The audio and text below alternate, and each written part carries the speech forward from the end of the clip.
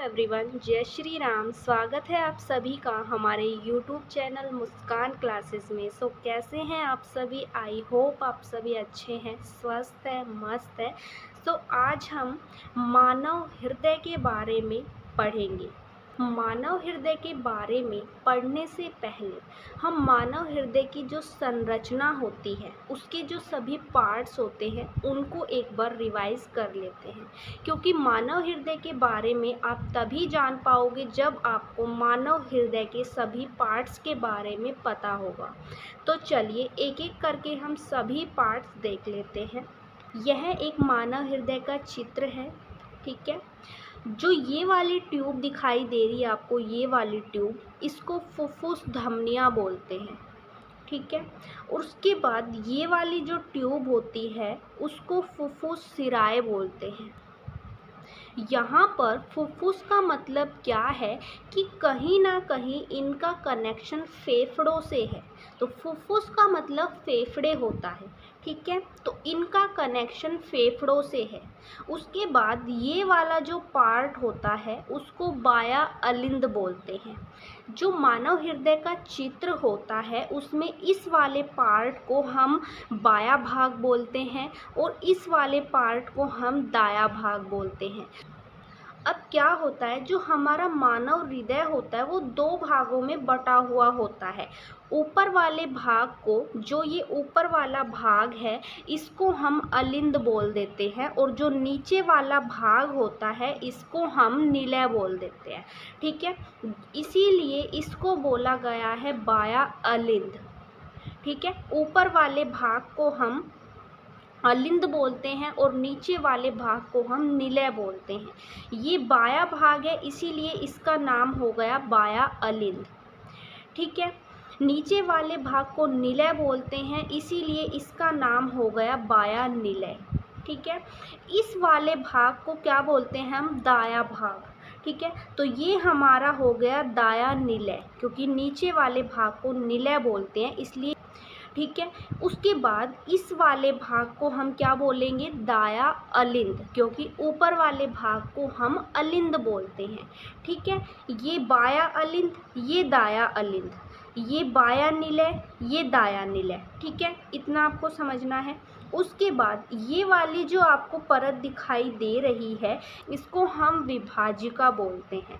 उसके बाद आपको ये वाली जो ट्यूब दिखाई दे रही है, ये वाली ट्यूब, इसको हम महाशिरा बोलते हैं। ये महाशिरा शरीर के निचले वाले भाग की महाशिरा होती है, इसलिए इसको नाम दिया गया है शरीर के निचले भाग से महाशिरा। इस वाली ट्यूब जो ये ऊपर की साइड है इसको भी महाशिरा बोलते हैं और ये ऊपर है इसीलिए इसका नाम हो गया शरीर के ऊपरी भाग से महाशिरा।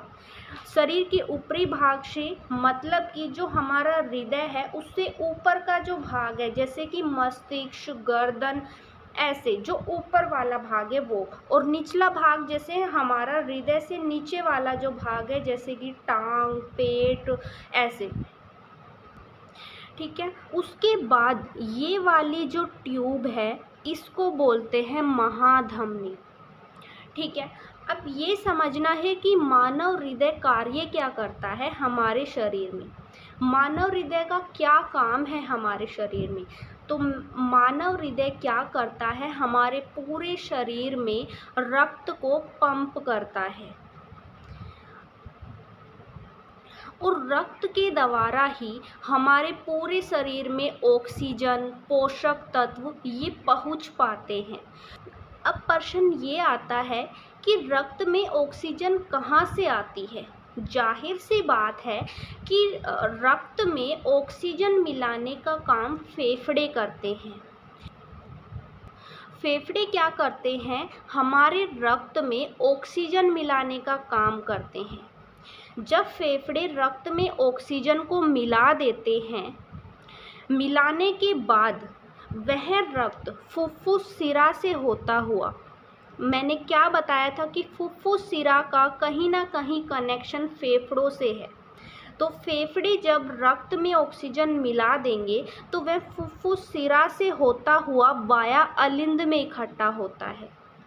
जब बाया अलिंद संकुचित होता है। संकुचित का मतलब जब जैसे ही बाह्य अलिंद ऐसे संकुचित होगा तो बाह्य निलय जो होता है वो फैल जाता है रक्त को लेने के लिए। बाह्य अलिंद संकुचित होगा और बाह्य निलय फैल जाएगा। ठीक है, उसके बाद क्या होता है, जैसे ही बाह्य अलिंद संकुचित होता है, बाह्य निलय फैलने के कारण सारा रक्त बाह्य निलय में आ जाता है। ठीक है, बाह्य निलय क्या करता है, उस रक्त को इकट्ठा करता है। कैसे रक्त को? ऑक्सीजन मिला हुआ रक्त। ठीक है, अब ऑक्सीजन वाला रक्त, ये जो ट्यूब दिखाई दे रही है इसको महाधमनी बोलते हैं। इस महाधमनी से होते हुए हमारे पूरे शरीर में पंप होता है, पूरे शरीर में। कैसा रक्त? ऑक्सीजन वाला रक्त। ठीक है, हमारे पूरे शरीर में ऑक्सीजन वाला रक्त प्रवाह हो रहा है। अब देखिए, महाधमनी के द्वारा पूरे शरीर में कैसा रक्त जा रहा है? ऑक्सीजन वाला रक्त जा रहा है। अब जैसे ही रक्त में ऑक्सीजन खत्म हो जाती है, क्या कहा मैंने? जैसे ही रक्त में ऑक्सीजन खत्म हो जाती है और शरीर क्या कहता है कि हमें ऑक्सीजन चाहिए, और रक्त में क्या हो रहा है कि ऑक्सीजन खत्म हो रही है और शरीर कहता है कि हमें ऑक्सीजन चाहिए। तो अब क्या होता है कि जो शरीर के निचले भाग से महाशिरा, इसका क्या काम होता है? हमारे शरीर का जो निचला भाग होता है, जैसे कि टांग, पेट, इस तरीके से, ये हमारे शरीर के निचले भाग के अंगों के नाम बता रही हूँ मैं, जैसे कि टांग, पेट, ऐसे। तो उनमें जो रक्त है वो अब बिना ऑक्सीजन वाला रक्त है। ठीक है, अब उसमें ऑक्सीजन चाहिए, तो ये वाला महाशिरा क्या करता है? शरीर के निचले भाग से महाशिरा, ये महाशिरा निचले भाग वाले जो रक्त होता है जिसमें ऑक्सीजन नहीं है, उस रक्त को दाया अलिंद में लाता है। ठीक है, और शरीर के ऊपरी भाग से महाशिरा, ये क्या काम करता है? शरीर का जो ऊपरी भाग होता है, मस्तिष्क वाला भाग होता है, उसमें जो ऑक्सीजन खत्म हो जाती, उस रक्त में ऑक्सीजन मिलाने के लिए उस रक्त को महाशिरा से लाता हुआ दाया अलिंद में इकट्ठा करता है। अब देखो, शरीर के निचले भाग से भी रक्त आ गया और ऊपर वाले भाग से भी रक्त आ गया, और ये कैसा रक्त है? बिना ऑक्सीजन वाला रक्त है। ठीक है, अब जैसे ही दाया अलिंद संकुचित होता है तो दाया निलय फैल जाता है रक्त को लेने के लिए। जैसे ये संकुचित हुआ और ये फैल जाता है। ठीक है, जैसे ही दाया निलय फैलता है तो ये जो सारा रक्त है ये सारा दाया निलय में आ जाता है। अब दाया निलय क्या करता है? इस वाले रक्त में ऑक्सीजन नहीं है, उस रक्त में हमें ऑक्सीजन मिलानी है, तो इस बिना ऑक्सीजन वाले रक्त को फुफ्फुस धमनियों के द्वारा, ये वाली जो ट्यूब है, इस फुफ्फुस धमनियों के द्वारा फेफड़ों के पास भेजता है। फेफड़े क्या करते हैं? उस रक्त में ऑक्सीजन को मिला देता है। जैसे ही ऑक्सीजन मिला देता है तो वह फुफ्फुस सिराओं से होता हुआ फिर से बाह्य अलिंद में आता है। बाह्य अलिंद जैसे ही संकुचित हुआ, बाह्य निलय फैल गया और सारा रक्त बाह्य निलय में इकट्ठा हो गया। अब बाह्य अलिंद क्या करता है? अब उस रक्त में ऑक्सीजन है, शरीर ऑक्सीजन मांग रहा था, तो अब ऑक्सीजन वाला रक्त महाधमनी से होता हुआ पूरे शरीर में पंप होता है, पूरे शरीर में। तो इसी तरह यह पूरी प्रक्रिया चलती रहती है। तो ये काम होता है हमारे मानव हृदय का। आपको बस मानव हृदय को इजी वे में समझने की आवश्यकता है। उसके बाद जैसे ही एग्ज़ाम में क्वेश्चन आता है, आप उसको अपनी लैंग्वेज में बनाकर लिख सकते हैं। अब देखो, हमने मानव हृदय को प्रैक्टिकली तो समझ लिया, ठीक है, हमें आ भी गया समझ में। अब क्या करना है, एग्ज़ाम में हमें लिखना कैसे है जिससे हमें पूरे मार्क्स मिले। तो आपको बिल्कुल इजी वे में, जैसी आपकी लैंग्वेज है उस लैंग्वेज में आप बनाकर लिख सकते हैं। हम एक बार लिखने का तरीका देख लेते हैं, आपको लिखना कैसे। देखो, जैसे हमने लिखा है, फेफड़ों के द्वारा ऑक्सीजन युक्त रक्त फुफ्फुस सिरा से होता हुआ बाया अलिंद में आता है। वही सेम चीज़ है, फेफड़ों के द्वारा ऑक्सीजन युक्त रक्त फुफ्फुस सिरा से होता हुआ बाया अलिंद में आता है। ठीक है, जब बाया अलिंद संकुचित होता है तो वह रक्त बाया निलय में आ जाता है। ठीक है, बाया निलय ऑक्सीजन युक्त रक्त को महाधमनी के द्वारा पूरे शरीर में पंप करता है। महाधमनी के द्वारा पूरे शरीर में पंप करता है। ठीक है, इतना पैराग्राफ लिखा। उसके बाद आपको लिखना है, जैसे ही रक्त में ऑक्सीजन खत्म हो जाती है तो वह निचले महाशिरा और ऊपरी महाशिरा से दाया अलिंद में आता है। क्या कहा? निचले महाशिरा और ऊपरी महाशिरा से दाया अलिंद में आता है। और ये कैसा रक्त है? बिना ऑक्सीजन वाला रक्त।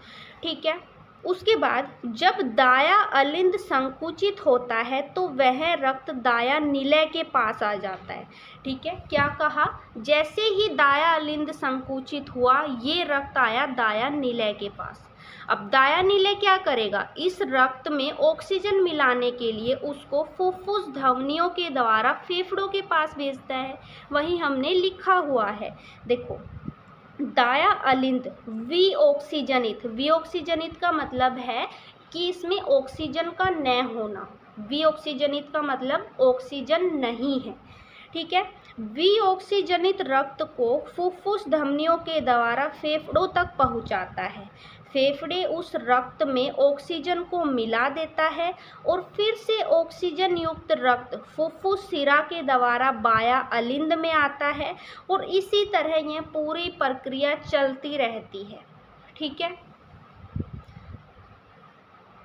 आप सभी को मानव हृदय को काफ़ी अच्छे तरीके से समझने की आवश्यकता है, इसलिए आप वीडियो को बार बार देखें, बार बार समझें, जिससे कि आपको मानव हृदय आसानी से समझ में आ जाए। बस आपको इसकी संरचना में सभी पार्ट्स के नाम याद करने हैं।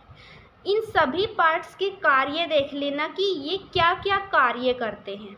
ठीक है, जैसे ही आपको पूरी संरचना, इन सभी पार्ट्स के कार्य समझ में आ जाएंगे, आप उसके बाद जैसे ही एग्ज़ाम में क्वेश्चन आता है आप अपनी लैंग्वेज में उसको बनाकर लिख दीजिए।